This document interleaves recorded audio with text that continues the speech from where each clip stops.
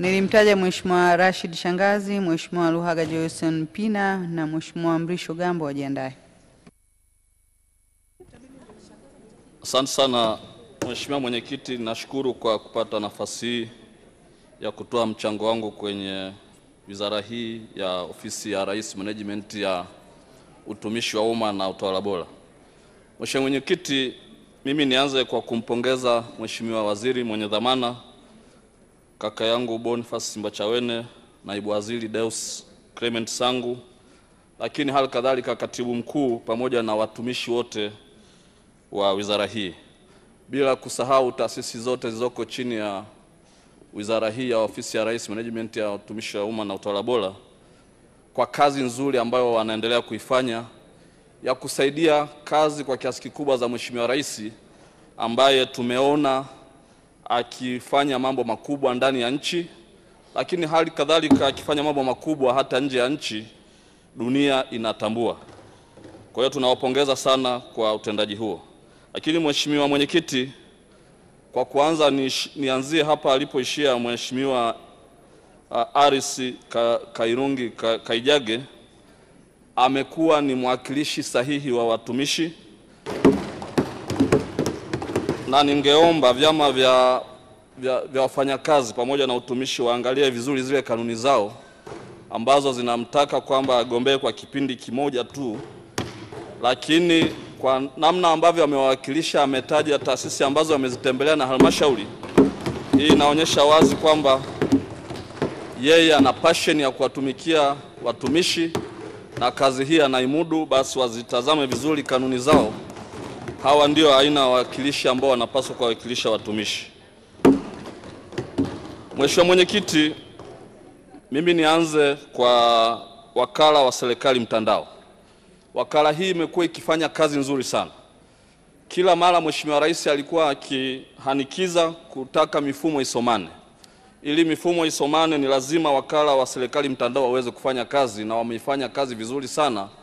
Tumeona sasa hivi nchi yetu makusanyo ya mapato yamekuwa makubwa, lakini pia tunaona namna ambavyo compliance mbalimbali zinafanyika, kwa sababu watu hawalazimiki kutembea na fedha, watu hawalazimiki kwenda kupanga foleni kulipa maduhuri mbalimbali ya serikali. Kwa hiyo tunawapongeza sana, na tungeomba sasa serikali iongeze wigo wa kutanua ule mkongo wa taifa ili uweze ukafika halmashauri zile za pembezoni, ili mifumo hii iweze kufanya kazi vizuri na maduhuri yaweze kukusanywa kwa urahisi zaidi kupitia wakala wa serikali mtandao. Kwa sasa hivi tunaona wanazo huduma kama programu kama ya e-office, hii utendaji ambayo ukiwa tu ofisini unaweza kuona utendaji mbalimbali unavyofanyika katika ngazi mbalimbali, na hii inaongeza ufanisi hasa katika eneo hili la utumishi wa umma. Lakini jambo la pili, ningependa kuzungumzia Sekretariati ya Ajira, kama ambavyo Mheshimiwa Kamishna mwenzangu Mama Jenjeri amezungumza. Kwa mujibu wa sheria namba 298, Management ya Utumishi ya Umma kupitia Sekretariati ya Ajira ndio yenye jukumu ya kusimamia ajira zote hapa nchini.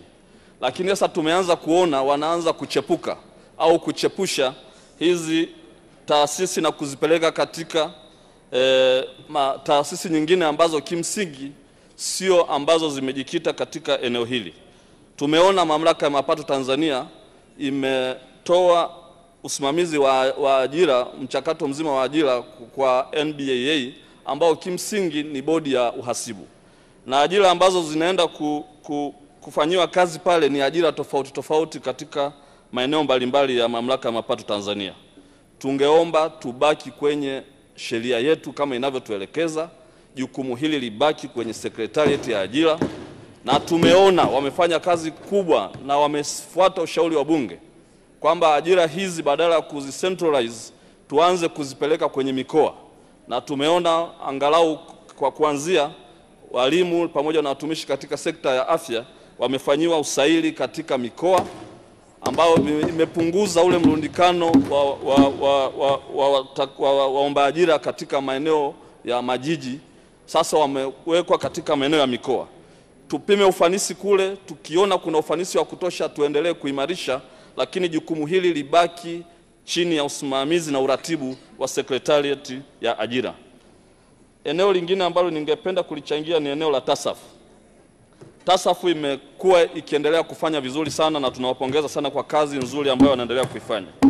Na niombe serikali, tunaelekea kama mwisho wa programu hii ya TASAF, niombe kwa wivu mkubwa kabisa kwamba tungetamani kuendelea na mpango huu wa kuzifariji kaya hizi maskini. Na hapa ukisoma katika ripoti ya waziri ukurasa wa 27 kwenye kishikwambi, imeeleza kwamba zaidi ya shilingi bilioni 162 iliwasilishwa kwa kaya za walengwa 906,000 zenye wanakaya kama 3,769,582 ili waweze kujikimu na mahitaji ya msingi. Lakini sambamba na hilo, kumeanza kupita mchakato wa kuwatoa baadhi kwa kusema kwamba wamegraduate.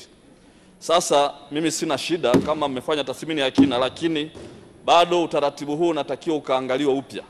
Mimi kule jimboni Mlalo katika halmashauri ya Lushoto ninaye mwananchi mmoja anaitwa Stanley Agustino Mlema. Hana uhusiano na yule Mlema mwingine, ni majina tu.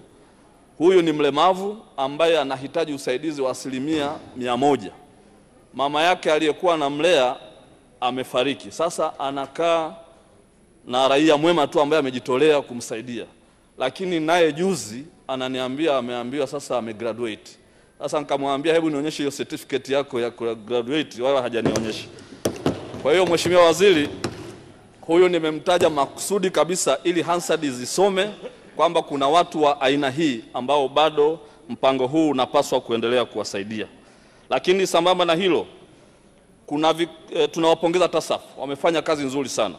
Zaidi ya vikundi 66,000 vyenye wanachama zaidi ya 800,000. Na kati yao, la kupendeza zaidi ni kwamba kati yao 80% ni wanawake. Wameanzisha vikundi ambavyo vina mtaji wa zaidi ya shilingi bilioni 13. Na wametoa mikopo zaidi ya bilioni 7.9. Hili ni jambo jema. Lakini katika dhana ile ya kusema mifumo isomane, tungependa kuona halmashauri zetu kupitia zile 10% tujaribu kuishauri serikali kwa kuongeza uratibu kwa TASAF na mfuko ule wa 10% uweze kuyaona makundi haya ili kuyaboresha na kuyajengea uwezo zaidi, ili kuendelea kuboresha familia zao, lakini wafanye kazi wawe na tija zaidi. Lakini lingine, sisi katika halmashauri ya Lushoto ni wazalishaji wakubwa wa mboga na matunda. Tumeona wenzetu Kibaigwe hapa wana soko kubwa la mahindi, na sisi tungetamani tuwe na soko kubwa la mboga. Sasa tumetenga eneo katika kata ya Lukozi ambapo ndio maeneo ambapo tunakusanya zaidi mboga. Tungeomba sasa mpango ule wa TASAF utufikirie na sisi kutujengea soko kubwa la kimataifa la mboga na facility zake zote zikiwemo cold rooms na kadhalika, ili mboga hizi tuweze kuzifunga vizuri na kuzisafirisha ndani na nje ya nchi. Mwisho lakini sio kwa muhimu, ni taasisi ya kuzuia na kupambana na rushwa. Ninawapongeza sana mtendaji mkuu, mkurugenzi mkuu, Chalamila, wanafanya kazi nzuri sana. Haswa ile programu ya TAKUKURU Rafiki. Wameendelea kutoa ushirikiano mzuri sana, nadhani waheshimiwa wabunge ni mashahidi, kwenye wilaya zetu. Tumekuwa tukitoa elimu kupitia wao, lakini tulikuwa tunawaomba twende nao kwenye mabaraza, kwenye serikali za vijiji kutoa elimu kwa wananchi, na walikuwa wanaendelea kutoa elimu katika eneo hili. Taarifa Mheshimiwa Mwenyekiti. Tunaomba sana. Taarifa. Mheshimiwa Shangazi, Mheshimiwa Kunambi, taarifa. Asante Mheshimiwa Mwenyekiti, ninampongeza Mheshimiwa mbunge anayechangia sasa, ndugu yangu Shangazi, pamoja na kwamba TAKUKURU wanafanya kazi nzuri sana nchini, lakini wana changamoto ya facility kama vyombo vya usafiri kufika eneo la tukio na kuchukua hatua kwa wakati. Hii ni changamoto kubwa sana. Kwa hiyo ombi langu ni kwamba wapewe facility. Asante. Mheshimiwa Shangazi, unaipokea hiyo taarifa Mheshimiwa Kunambi? Ninaipokea kwa mikono miwili kabisa. Ni taarifa sahihi. Ni kweli wana changamoto ya vyombo vya usafiri na wamepata kiasi, lakini tungetamani serikali ione muhimu wa kuwapatia vyombo vya usafiri katika wilaya zote, lakini pia ziko baadhi ya wilaya bado wanapanga katika majengo ya watu binafsi. Sasa hii kidogo inaondoa ile dhana nzima ya utawala bora. Huwezi ukapanga kwenye nyumba ya mtu ambaye unamtuhumu alafu kesho unamchunguza, unaweza ukapewa notice ndani ya masaa 24. Kwa hiyo tunaomba kwa kazi nzuri ambayo TAKUKURU anaendelea kuifanya katika nchi yetu, basi eneo hili na lenyewe tuliwekee mkazo wa kibajeti ili waweze kufanya kazi yao kwa ufanisi zaidi. Mheshimiwa Mwenyekiti, baada ya kusema hayo, ninaunga mkono hoja. Asante sana Mheshimiwa Rashid Shangazi.